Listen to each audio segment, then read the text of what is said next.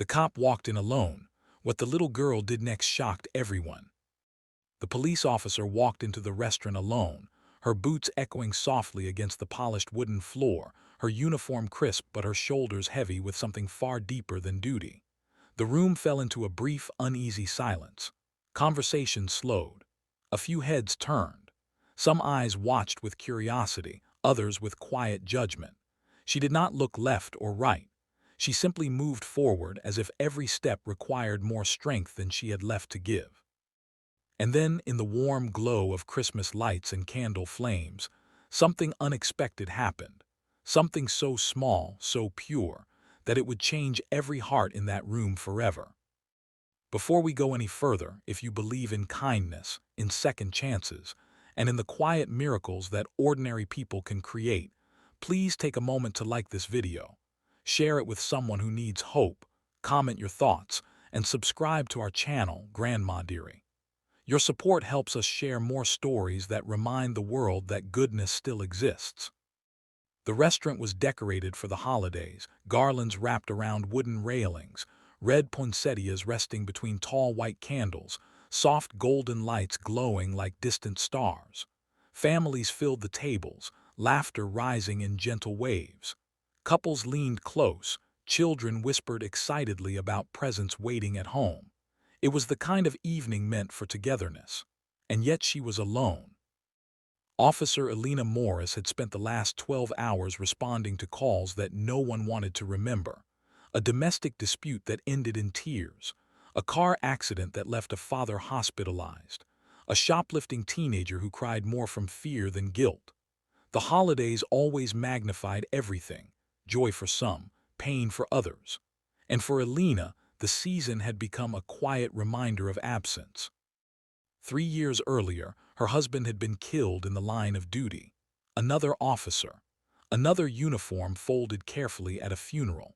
She had learned how to stand straight while her world collapsed. She had learned how to keep breathing when every breath felt borrowed. But she had never quite learned how to fill the silence that followed. Tonight had been especially hard. She had driven past neighborhoods glowing with lights, families framed in windows, shadows of people gathered around dinner tables. She had told herself she did not mind being alone. She had convinced herself that strength meant independence. But strength, she was beginning to realize, did not erase loneliness.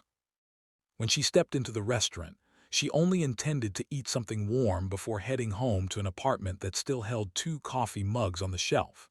She chose a small table near the corner, back straight, hands folded on the white linen. The server approached politely, perhaps nervously, unsure how to treat someone wearing a badge. Elena ordered quietly and thanked her with a tired smile. Across the room, a little girl sat with her parents. She could not have been more than 6 years old. Her hair was pulled into a soft ponytail, her yellow dress bright against the winter darkness outside. She had been chatting happily a moment earlier, but now her attention was fixed entirely on the woman in uniform sitting alone. Children notice what adults pretend not to see. They sense the cracks in a smile. They recognize sadness without needing it explained. Elena tried to focus on the menu, but the weight in her chest pressed heavier. The music playing softly overhead, a gentle instrumental of a Christmas classic, triggered a memory she had not prepared for. She remembered slow dancing in her kitchen, laughing as flour dusted the counter, her husband pretending to sing off-key just to make her roll her eyes. The memory rose too vividly, and before she could stop it, a tear slipped down her cheek. She reached quickly for a napkin, embarrassed by her own vulnerability in a public place. She had faced armed suspects without trembling. She had delivered heartbreaking news to strangers' doors. Yet here she was, undone by music and candlelight. The little girl was still watching. Her parents tried to redirect her attention, but she remained quietly focused. She saw the tear. She saw the way the officer dabbed at her face and then stared down at the table as if hoping no one had noticed.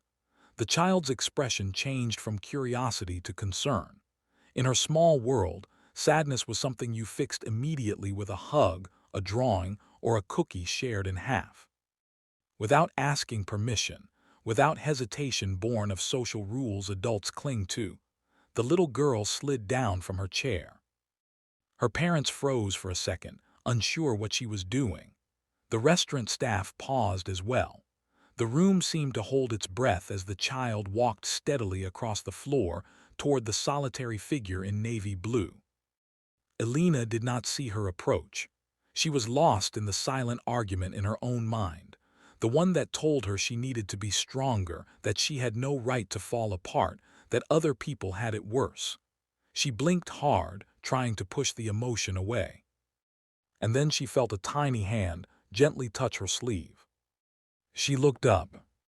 The little girl stood beside her, holding a neatly folded napkin. Her eyes were wide but not afraid. They were soft with simple understanding. Without a word, she reached up and pressed the napkin carefully against the officer's cheek, wiping away the tear that had escaped.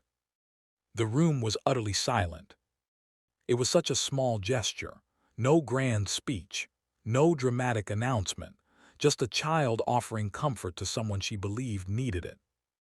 Elena's breath caught in her throat. For a moment she could not move. She had spent years being the strong one, the protector, the one others leaned on. She was not used to being seen in her weakness. And yet here she was, seen completely, without judgment. The little girl did not speak, but her expression said everything. It said that tears were allowed. It said that uniforms did not make people invincible. It said that being alone did not mean you had to stay that way. The child's parents hurried over, apologizing softly, embarrassed by what they assumed was an intrusion. But before they could pull her away, Elena gently placed her hand over the child's small fingers. She shook her head. The apology was unnecessary. Something inside her cracked open, not in pain but in relief. She felt the tight knot in her chest loosen just slightly. The room, once filled with distant chatter, now felt warmer, closer. People who had been strangers moments ago now watched with softened eyes.